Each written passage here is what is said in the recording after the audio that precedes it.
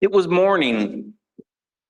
A light, fresh layer of snow covered the frozen lake. They got up and started their day together like they have for so many years. He started out with coffee and orange juice and a newspaper. She stirred the oatmeal on the stove. It looks like perfect snow for skiing. Let's go after I get some piano practice in, he said. Then suddenly, he fell over onto the floor. He grasped for breath and put his hands on his heart. She didn't know what to do. She started to panic and soon found the wherewithal to dial 911.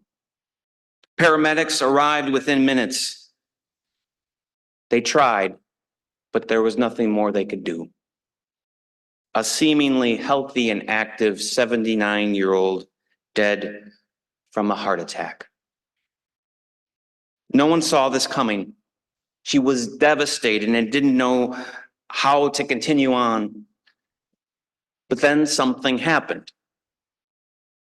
She woke the next morning, and there he was again, sitting at the breakfast table with the New York Times, like every morning before.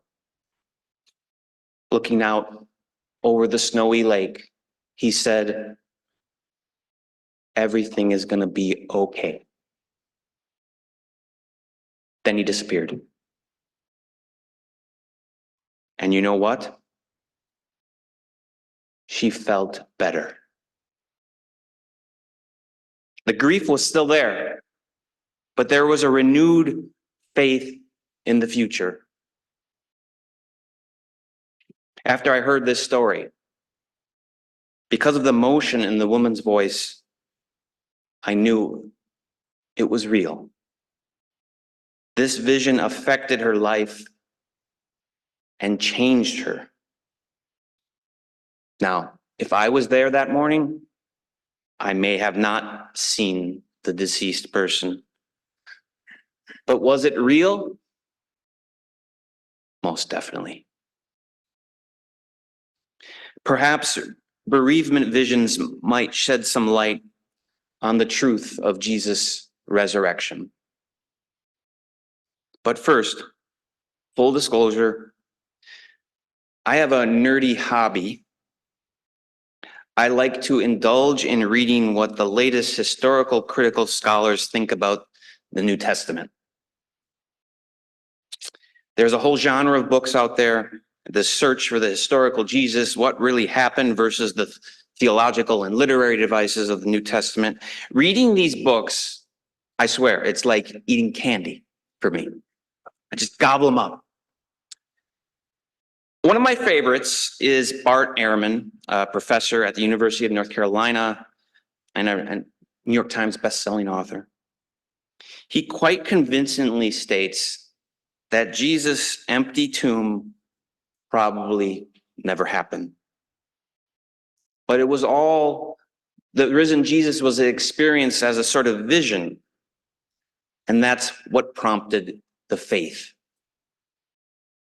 So apocalyptic Jews like Jesus would have thought that the end of the current wicked age would soon come and all people would be resurrected. That is, physically brought back to life to be judged, rewarded if they obeyed God, punished if they were following evil. Ongoing life after death for people in that time would have to entail the body. The empty tomb narratives were created decades after Jesus' death. The earliest writings in the New Testament are the letters of Paul, who spilled quite a lot of ink on Jesus' resurrection, but never once mentions the empty tomb. After all, a crucified criminal in the Roman Empire didn't normally get burials. They were kept on the cross as long as possible to show to everyone what happens when you mess with the Roman Empire. If birds and dogs didn't get at the corpse, criminals were buried in a mass grave. Besides, if someone was buried in a tomb and later the body was not there, that wouldn't necessarily mean God raised them from the dead. An empty tomb would not necessarily produce faith, would it? What would produce faith, I think, is something that happens now. A vision of the person who died. A vision of a religious figure would create faith. So maybe, perhaps, 4 of the closest followers of Jesus had a bereavement vision. Mary Magdalene, Peter, Paul says he did, perhaps James. They were deeply distraught that their spiritual leader was violently killed, but then had a vision of him, and it filled them with awe, peace, and faith that prompted them to spread. 4 deeply felt visions, I think, could produce faith. Now, there are numerous studies of people who've had visions of loved ones that have died. Bill and Judy Guggenheim studied more than 3,300 people who claimed that they were contacted by a dead loved one. Some of the characteristics are that the visions happen when they are awake or asleep. If they happen when they are asleep, they seem really, really real. Most often these visions happen immediately after the death, but they can happen later as well. A peaceful assurance comes over them. Happens more often when people are physically and emotionally exhausted, and when death is particularly tragic and untimely. The visions are sudden, unexpected, and very, very vivid. They often happen to people who don't believe that you can communicate with the dead. Bereavement visions aside, the most common people have visions all the time. According to Ehrman, who summarizes the vision literature, he points out that the most common age to experience a vision are between the ages of 20 and 29, the approximate age of Jesus' disciples. Some studies say 13% of the general population, others 25% of the population report having a vision, a bereavement vision. Now, and just like in the past, normal, healthy people have bereavement visions. In light of the risen Jesus being a bereavement vision, Ehrman summarizes this way. The much beloved teacher of the disciples, the one for whom they had given up everything and to whom they had devoted their lives, was suddenly and brutally taken away from them, publicly humiliated, tortured, and crucified. The disciples had plenty of reasons for feeling guilt and shame over how they had failed Jesus both during his life and at his greatest time of need. So thereafter, and for some time to come, perhaps, some of them encountered him after his death. They were deeply comforted by his presence and felt forgiveness and felt love. They had not expected to have these experiences, which had come upon them suddenly and with a vividness that made them believe that their beloved teacher was still alive.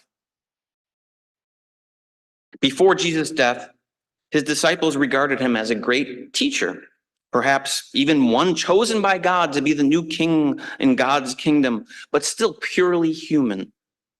The risen Jesus, who is now being elevated and exalted, not yet equal with God, but definitely a divine being living in the heavenly realm. For the early believers of Jesus, Jesus was the first fruits, the beginning of a new time and general resurrection. Easter was the genesis of Christianity. Something happened. The important thing is the response it produced. the Easter event created faith. When looked at Easter in this way, it does not seem all that far-fetched. It seems more plausible, more possible.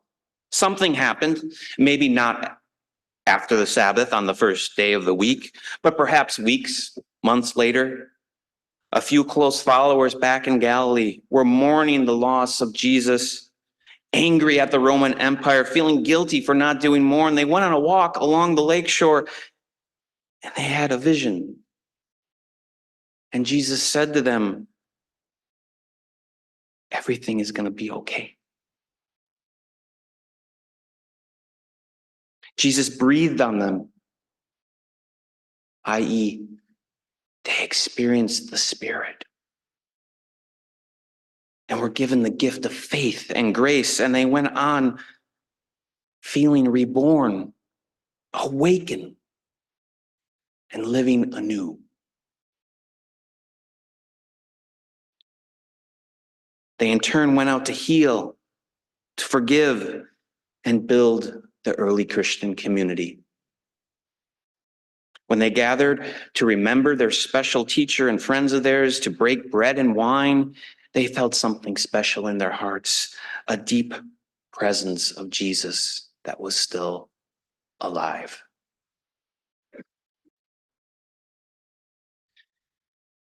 When we are immersed in the existential agonies of death, trauma, and pain, we also can find miraculous glimpses of renewal. Like the small, yellow, close to the ground dandelion-like flower coltsfoot that appears now. We may get visions of a new, lasting peace. A spirit that contains the light of spring may come unto us, and we gain a new belief and have a new faith that will cause us to want to live better and to spread joy. Have any of you had a bereavement vision? It happens. Perfectly normal. Won't be the first and you won't be the last. Now, there are many faiths and cultures and traditions that say having visions is a good thing, that we can communicate with the dead. I don't know. It seems mysterious to me. I don't know, but I know this. My grandfather, Gerhard Polzin, was a good and honest man. He worked in a tannery, fluent in German, fought in World War II, played the concertina. I loved him. We had a special bond. We spent every Easter together. Easter sunrise service, and then over to his house for hot ham and rolls. My grandpa died in his 80s, over 2 decades ago now. Little money to his name. But my sister, Jenny, who now lives in my grandpa's house, decided to pot up a house plant of his into small pots and then give them all to all the aunts and uncles and all the cousins. And she said the name of the plant was Grandpa. We all have a part of Grandpa now, and that plant still lives in my abode.